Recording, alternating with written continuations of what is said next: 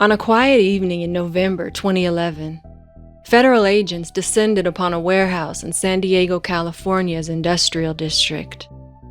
What they discovered beneath the concrete floor would shatter every belief American law enforcement had about the Mexican cartel and drug smuggling.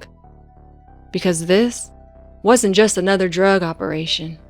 It was a marvel of underground engineering that had transported tons of narcotics right under the noses of American authorities. And at the center of it all was José Villalobos, also known as the Lord of the Tunnels. Born in Jalisco, Mexico, José Sanchez Villalobos entered the world far from the criminal empire he would one day help build.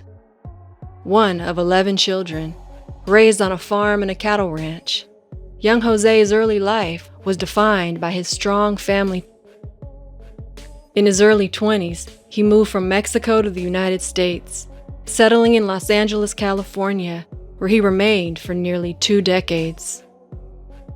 Within that time, José developed both the engineering expertise and the criminal connections that would put him in direct contact with one of history's most notorious Mexican cartel leaders, Joaquin Guzman, known simply as El Chapo. Under El Chapo's leadership, the Sinaloa Cartel became one of the most sophisticated criminal organizations in history, with an expertise in underground smuggling, a skill that would later become José Villalobos' specialty too.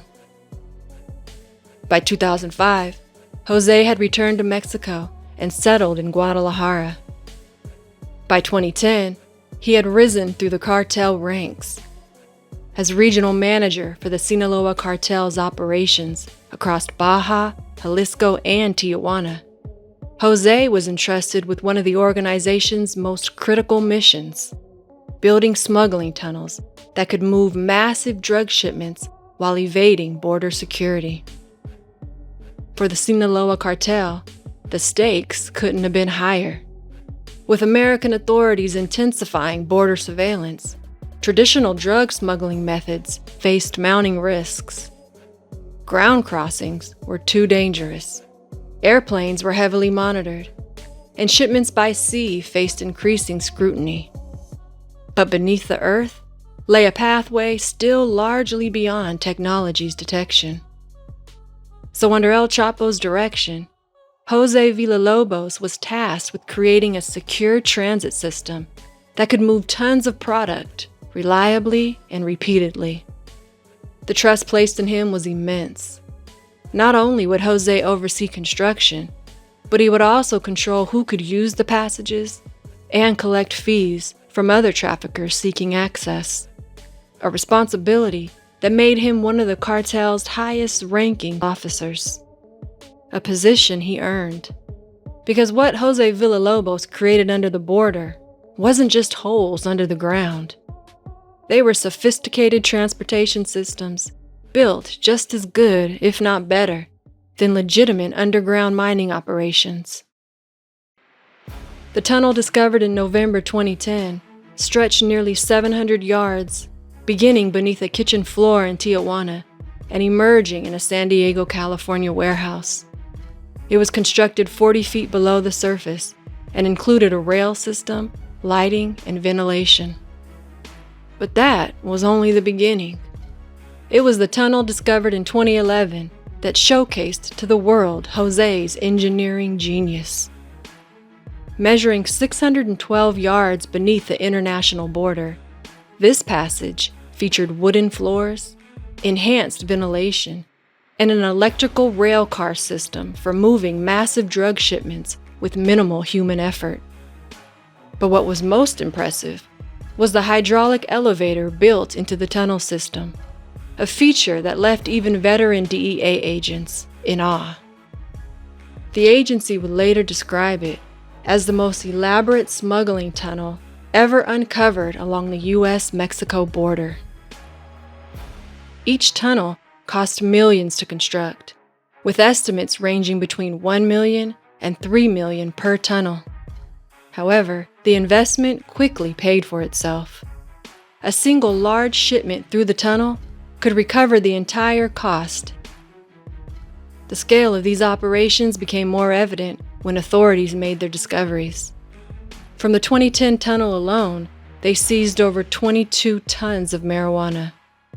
The 2011 tunnel uncovered 32 tons, including 26 already in California. José Villalobos had also designed a highly operational security system around each tunnel that authorities would later call impressive, but not impenetrable. By late 2011, U.S. authorities had formed the San Diego Tunnel Task Force, dedicated to finding and shutting down underground smuggling tunnels.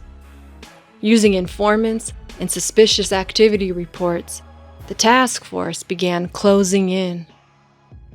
The discovery of the November 2011 tunnel represented a devastating blow to the Sinaloa operation. And worse for the cartel was José's arrest by Mexican authorities on January 18, 2012. That same year, a grand jury in California returned a 13-count indictment against him, charging José with 9 counts related to drug distribution, plus 4 counts specifically tied to building, financing, and using drug tunnels. Years later, in 2021, the U.S. government requested his extradition from Mexico, and a federal judge in San Diego sentenced him to 10 years and 1 month in prison. With credit for time served in Mexico since 2012, plus good behavior adjustments, José had already completed most of the 10-year sentence. As of March 2022, he was no longer in prison, and his current whereabouts are unknown. But the legacy of José Villalobos, the Lord of the Tunnels, lives on along the border, where authorities remain vigilant, always searching for the next underground tunnel that could be taking shape right beneath their feet.